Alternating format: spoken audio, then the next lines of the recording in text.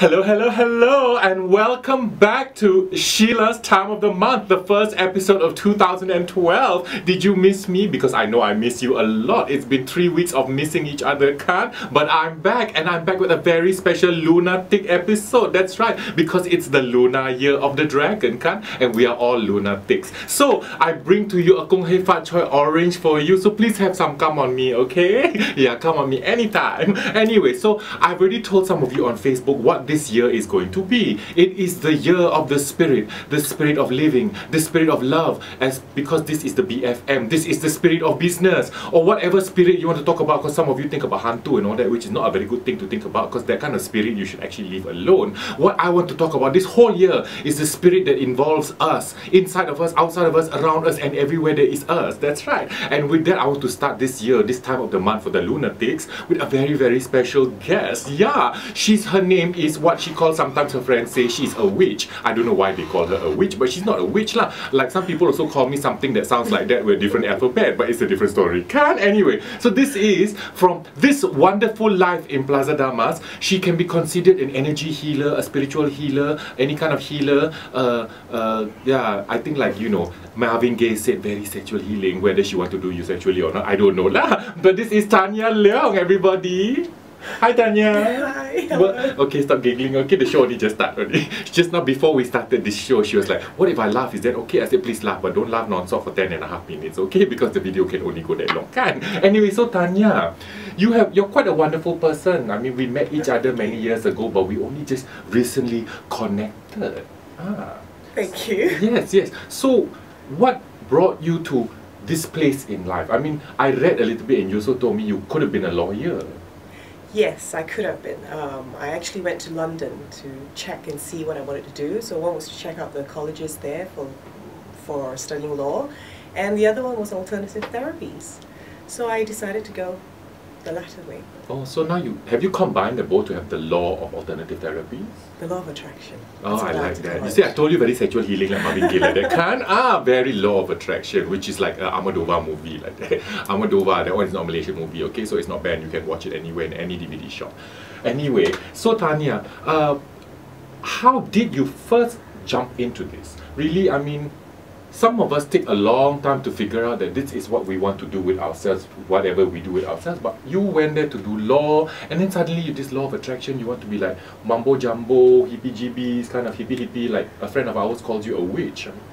I actually think that a lot of us know what we want to be when we're very young, and it's usually our parents that make us go a different way, which is what happened to me. So I went to business school, I went overseas for education, but during that time, I was always still drawn back to helping people, whether I was volunteering at the hospital or old folks' home for animals. And that was while I was having a full-time, well-paid career. And as a lawyer? No, I was in the airlines, actually. Oh, you trolley dolly lah. Yeah. Oh, yes. That's very helpful sometimes. Which airlines though, if you don't mind? Cathay. That's a good airline. Yeah. Very helpful. It paid very well, so it was a very comfortable, cozy job. But at the end of the day, I think we're still drawn back to our calling, our path. So I decided to leave the airlines after a decade and went to explore Australia first, and then went to London, and I decided that, well, London was still #1 in the world for alternative medicine.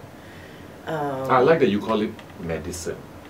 Well, we're supposed not ganja or things like that. Yeah. No. We're supposed to work hand in hand with conventional medicine, so alternative therapies.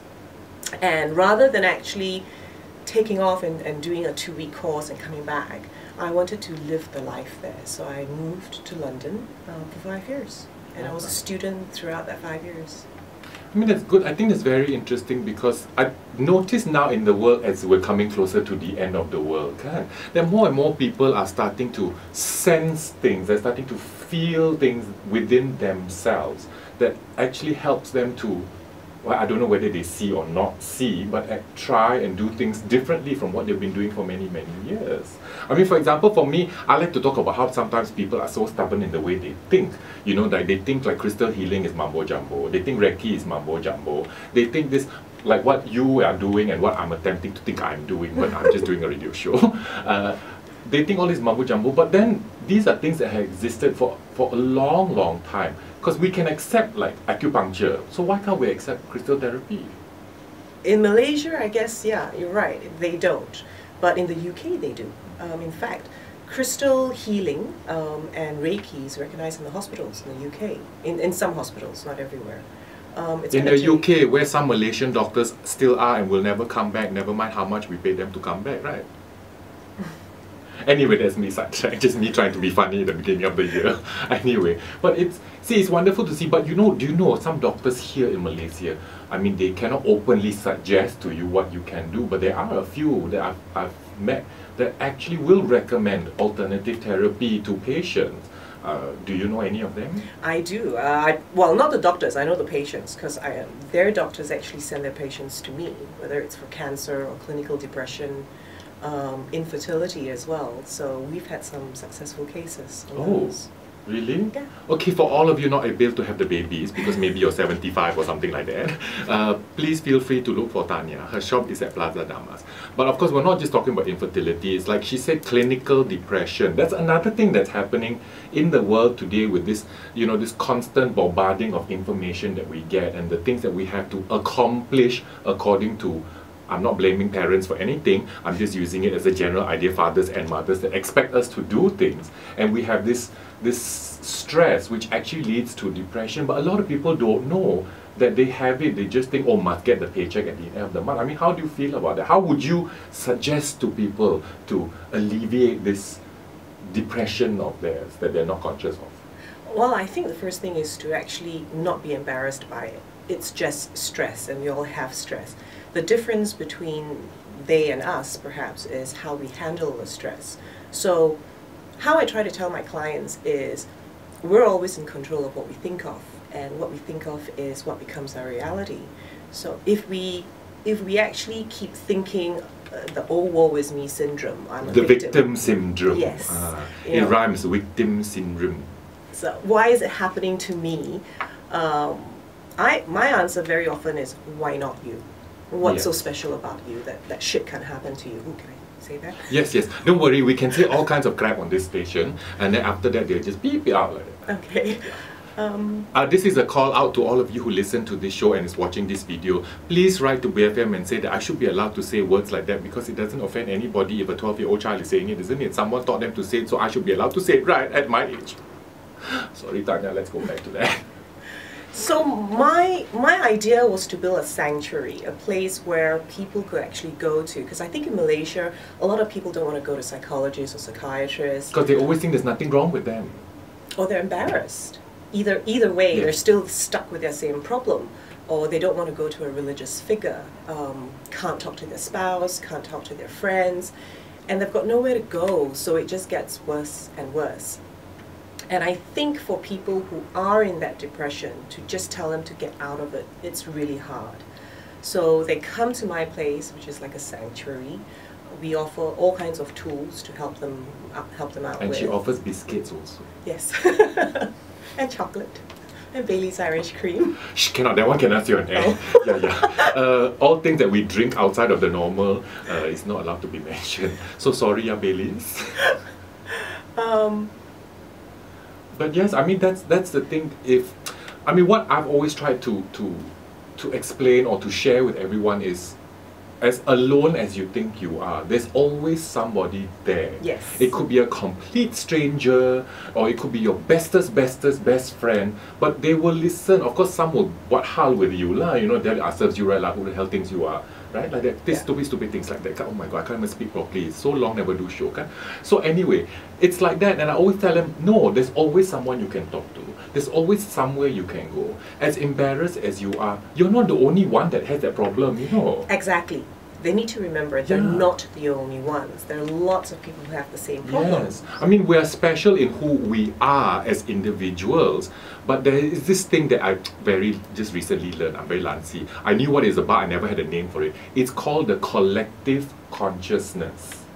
We all have these inbuilt feelings and things that a lot of people share together because we see the same symbols, we watch the same movies, we see the same things, but we don't know each other.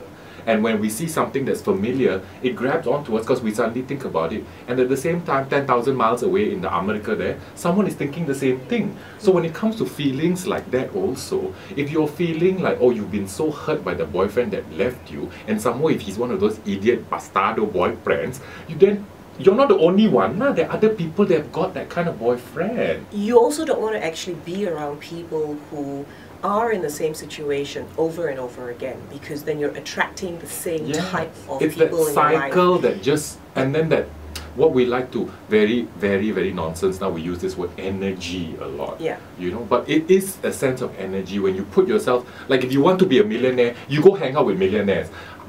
As luck would have it, you're bound to be a millionaire. But you know, if you're going to be all a victim about it, if you hang out with more victims, you'll just be a victim for the rest of your life. And no one wants you to be a victim. I mean, like for me, I recently last year admitted to the general public that I suffer from depression.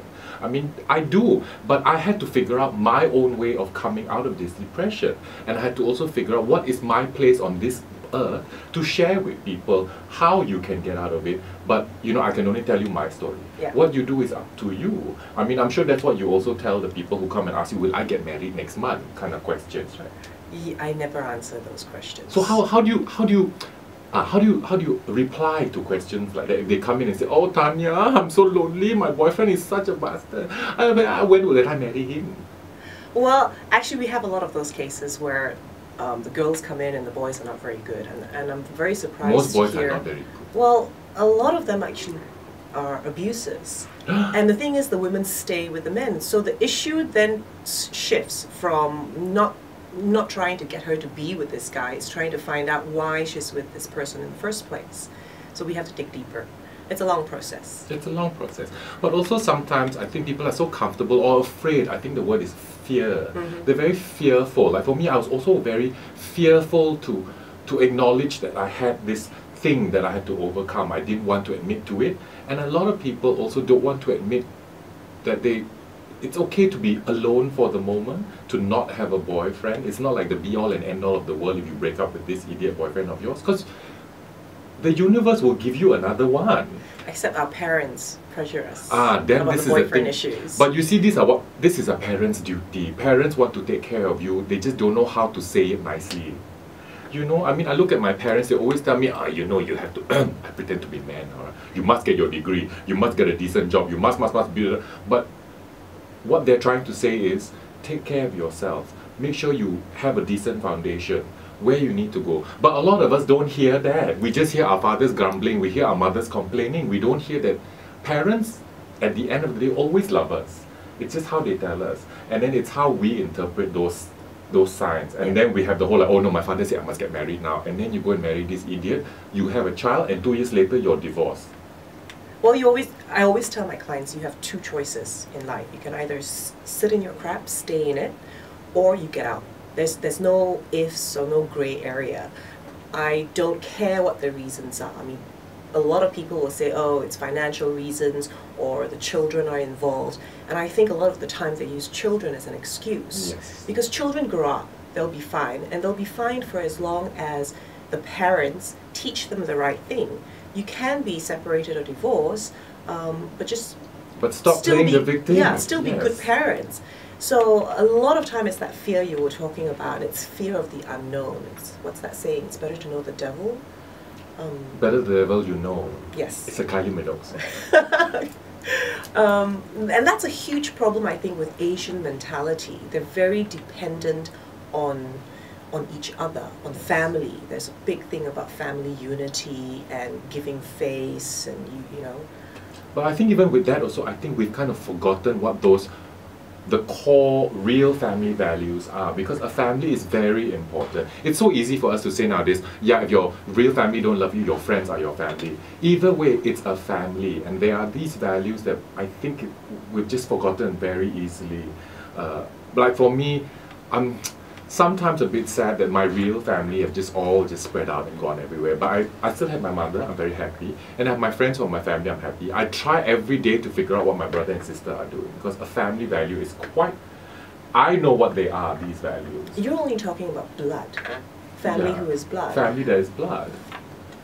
Family should just be people who are yes. there for you, always, in good times, bad times. Yes, correct. They don't have to be related by blood.